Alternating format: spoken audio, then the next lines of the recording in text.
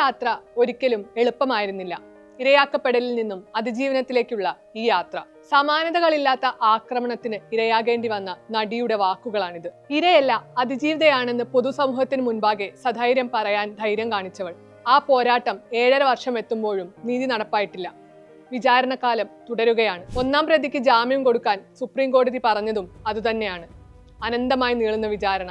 2017 ഫെബ്രുവരി 17-നായിരുന്നു നടി ആക്രമിക്കപ്പെട്ടത്. സിനിമാ ലൊക്കേഷനിൽ നിന്നും മടങ്ങുകയായിരുന്ന നടിയെ ഒരു സംഘം തടഞ്ഞു നിർത്തി വാഹനത്തിൽ കയറ്റി ആക്രമിക്കുകയായിരുന്നു. സിനിമാ ബന്ധങ്ങളുള്ള പൾസർ സുനിയുടെ നേതൃത്വത്തിലായിരുന്നു സംഘം ചേർന്നുള്ള ആക്രമണം. നടിയെ വഴിയിൽ തള്ളിയ ശേഷം രക്ഷപ്പെട്ട സംഘത്തിനായി പോലീസ് തിരച്ചിൽ തുടങ്ങി.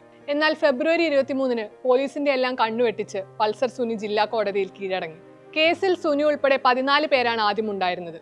പിന്നീട് 3 പേർ മാപ്പുസാക്ഷികളായി. 2 പേരെ പ്രോസിക്യൂഷൻ ഒഴിവാക്കി. എന്നാൽ സംവിധായകൻ ബാലചന്ദ്രകുമാറിന്റെ ദിലീപിനെതിരായ വെളിപ്പെടുത്തലിന് പിന്നാലെ ശരത് എന്നയാൾ കൂടി പ്രതിയാക്കപ്പെട്ടു. കേസിൽ 8-ാം പ്രതിയായ നടൻ ദിലീപും ഉണ്ടായിരുന്നു. ദിലീപും സുനിയും 3-ലധികം തവണ ഫോണിൽ ബന്ധപ്പെട്ടിരുന്നുവെന്ന് പോലീസിന് ആദ്യം തന്നെ സൂചന ലഭിച്ചിരുന്നു. സുനി മൊബൈലിൽ പകർത്തിയ നടിയുടെ പീഡന ദൃശ്യങ്ങൾ സംബന്ധിച്ച പോലീസ് അന്വേഷണവും ദിലീപിലേക്കാണ് എത്തിയത്.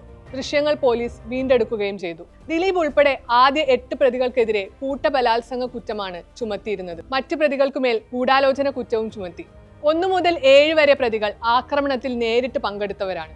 375 പേജുള്ള കുറ്റപത്രത്തിൽ 385 സാക്ഷികളും 12 രഹസ്യമൊഴികളും ഉൾപ്പെടുന്നുണ്ട്. നടി ആക്രമിക്കപ്പെട്ടതിന് പിന്നാലെ മലയാള സിനിമയിൽ ഉണ്ടായ വിമൺ ഇൻ സിനിമ കളക്റ്റീവിന്റെ ഇടപെടലിലാണ് ദിലീപ് അറസ്റ്റിലാകുന്നത്. 2017 ജൂലൈ 10-ന് ദിലീപ് അറസ്റ്റിലായി. 86 ദിവസത്തിന് ശേഷം ദിലീപിന് ജാമ്യം ലഭിച്ചു. 2017 നവംബറിൽ കേസിൽ കുറ്റപത്രം സമർപ്പിച്ചു. തുടർന്ന് വിചാരണയ്ക്ക് വനിതാ ജഡ്ജിയും പ്രത്യേക കോടതിയും വേണമെന്ന് ആവശ്യപ്പെട്ട് നടി ഹൈക്കോടതിയെ സമീപിച്ചു. ഹർജി ഹൈക്കോടതി പരിഗണിച്ചു.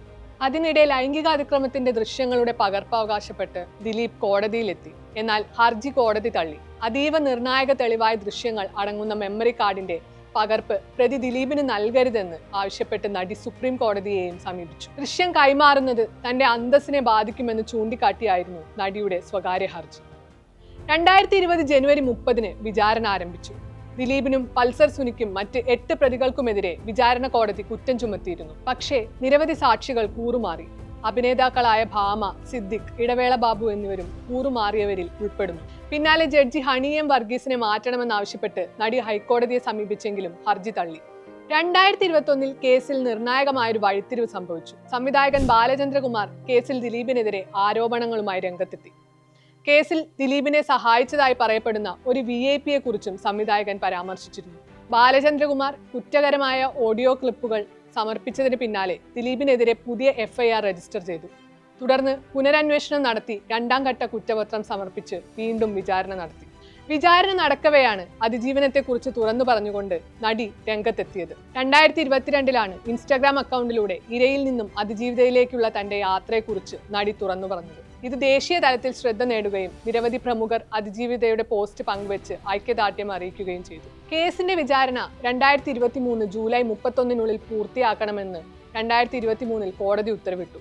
എന്നാൽ 2023 ഓഗസ്റ്റിൽ സുപ്രീം കോടതി വിചാരണയുടെ സമയപരിധി 2024 മാർച്ച് 31 വരെ നീട്ടി. നീണ്ട 4.5 വർഷത്തെ സാക്ഷി വിസ്താരമാണ് കഴിഞ്ഞയാഴ്ച പൂർത്തിയായത്. അന്വേഷണ ഉദ്യോഗസ്ഥനായ ബൈജു പൗലോസിനെ 100 ദിവസത്തോളമാണ് വിസ്തരിച്ചത്. 1600 രേഖകളാണ് കേസിൽ കൈമാറിയത്.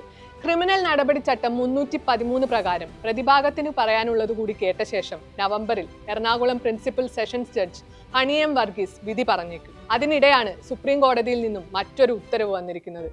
7.5 വർഷമായിട്ടും വിചാരണ നീണ്ടുപോകുന്നത് ചൂണ്ടിക്കാണിച്ച് 1-ാം പ്രതി പൾസർ സുനിക്ക് ജാമ്യം അനുവദിച്ചിരിക്കുന്നു. സംസ്ഥാന സർക്കാരിന്റെ തടസ്സവാദങ്ങളെല്ലാം തള്ളിയാണ് സുപ്രീം കോടതിയുടെ നടപടി. ഒരാഴ്ചയ്ക്കുള്ളിൽ വിചാരണ കോടതി ജാമ്യം നൽകണമെന്നും ഉത്തരവ് പറയുന്നു. കേസിൽ നീതിപൂർവമായ വിചാരണ നടക്കുന്നില്ലെന്ന വാദമാണ് സുനി സുപ്രീം കോടതിയിൽ ഉന്നയിച്ചത്. വിചാരണ നീട്ടിക്കൊണ്ടുപോകുന്നത് 8-ാം പ്രതിയായ നടൻ ദിലീപിന്റെ അഭിഭാഷകനാണെന്നും സുനി കോടതിയെ അറിയിച്ചു.